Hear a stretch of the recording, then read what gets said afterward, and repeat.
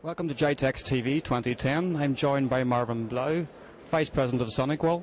Marvin, tell us a little bit about SonicWALL and the products you have on range at Gitex.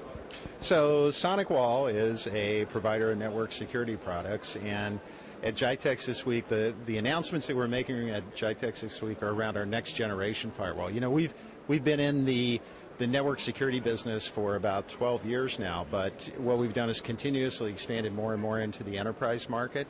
And at Gitex, we're really concentrating on what we're calling our next generation firewall. And it's going beyond just blocking and identification of viruses and malware. We're actually moving into identifying and controlling applications, because what we're finding is it's not just about blocking the viruses, it's about understanding what's going on your network and then making decisions based upon the type of applications you want to flow through your network.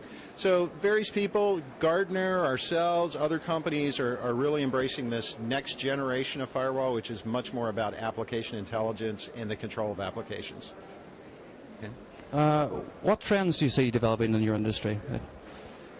Well, a couple things. Number one is malware continues to just grow explosively. You know, people thought that it would slow down over time, but what we're finding is we're seeing more and more attacks, we're seeing more and more malicious code being developed. And what's interesting is that today it's much less about just brute force attacks. It is about invasion of your network and the use of your network without you even knowing it. So what we're finding is an evolution of the bad guys actually don't want to be discovered anymore. They want to get into your network and not be discovered, and they want to use your network for committing crimes. They want to use your network as a place where they can store data, or they can actually, launch attacks from your network. So that's one. The other one is we're seeing many more online applications or cloud-based applications. So for instance, we see things like Facebook, YouTube, Salesforce.com, Twitter, things like that are becoming more and more business applications. They're not just social networking. So what's happening is network administrators, CIOs, are finding themselves having to deal with an explosion of application usage that they don't necessarily own, and how are they going to control the use of those applications? Because they're still responsible for the security, but they find that the data and the application resides outside their network. So that's why next generation firewall technology is becoming extremely important. Which of your client verticals are most proactive with engaging this technology? Well, I think anyone that's got, that is really seeing a lot of social networking. So for instance, we do great in university markets because what we see is a lot of users using things in different ways.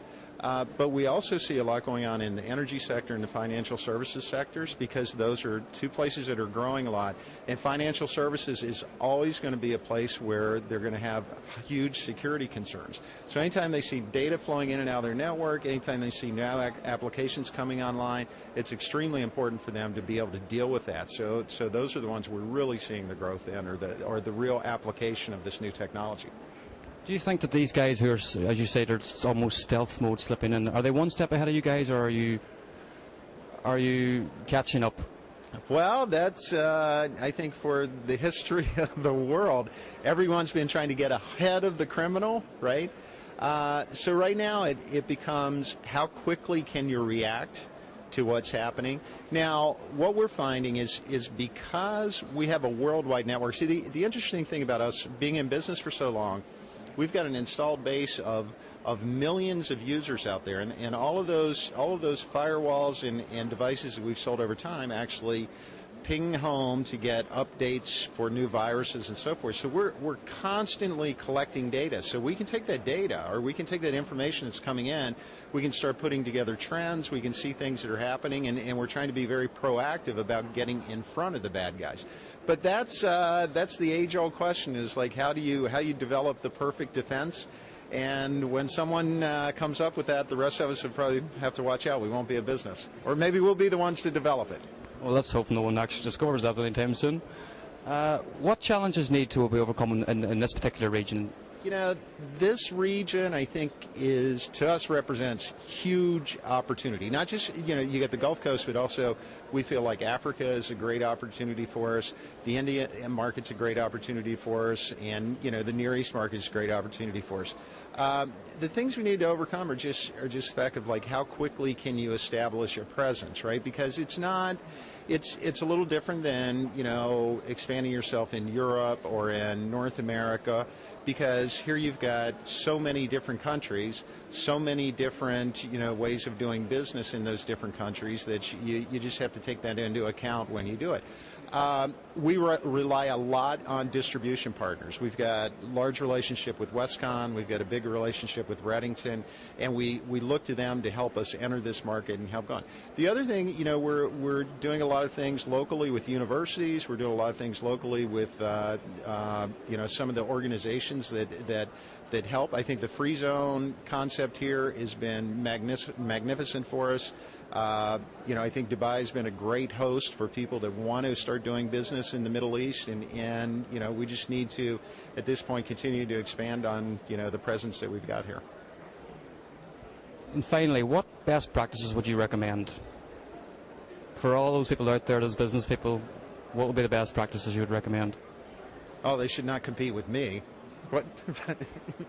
But I would say, it's for us. It became one of choose the markets that you feel like you can be strong in.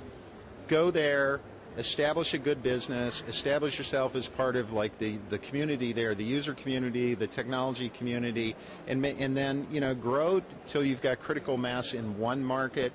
Then decide which one you want to go to after that.